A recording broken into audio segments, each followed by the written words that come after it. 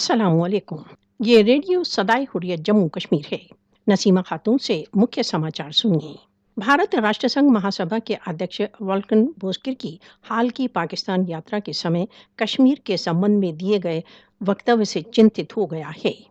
कश्मीर के संबंध में राष्ट्रसंघ की नीति राष्ट्रसंघ चार्टर तथा संबद्ध राष्ट्रसंघ सुरक्षा परिषद के प्रस्तावों पर आधारित है। राष्ट्रसंघ महासभा प्रमुख राष्ट्रसंघ महासभा के अध्यक्ष ने राष्ट्रसंघ में कश्मीर के विवाद को उठाने के पाकिस्तान के अधिकार का समर्थन किया है। कश्मीर के मुद्दे को राष्ट्रसंघ के प्लेटफॉर्म पर लाना विशेष रूप से पाकिस्तान का दायित्व। राष्ट्रसंघ महासभा प्रमुख जम्मू तथा कश्मीर का स्टेटस उस समय तक नहीं बदल सकता जब तक विवाद का समाधान नहीं हो जाता। राष्ट्रसंघ महासभा अध्यक्ष वॉल्कर बोस्किर भारत की एक पक्षीय अवैध कार्रवाइयों द्वारा कश्मीर की विवादग्रस्त स्थिति को नहीं बदला जा सकता। भारत का हठपूर्ण आचरण तथा अयथार्थतापूर्ण रवैया दशकों से कश्मीर विवाद के समाधान में बाधा बना हुआ है।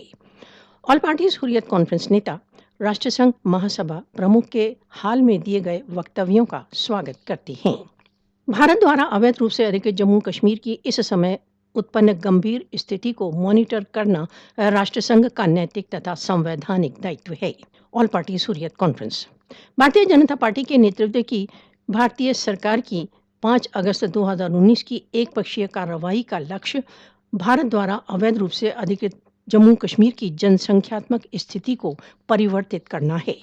भारत द्वारा अवैध रूप से अधिकृत जम्मू कश्मीर में मोदी की सेटलर स्कीम के एक भाग के रूप में भारतीय सरकार ने आर्टिकल 370 के बहिष्कार के पश्चात गैर स्थानीय हिंदुओं को लाखों डोमिसाइल सर्टिफिकेट इशू किए हैं। विश्व समुदाय तथा राष्ट्रसंघ को गैर कश्मीरियों को घाटी में बसाने तथा भारत द्वारा अवैध रूप से अधिकृत जम्मू कश्मीर की जनसंख्यात्मक स्थिति को बदलने की भारत की कार्रवाइयों को बंद करना चाहिए। कश्मीर का विवाद उपमहाद्वीप की शांति में सबसे बड़ी बाधा है।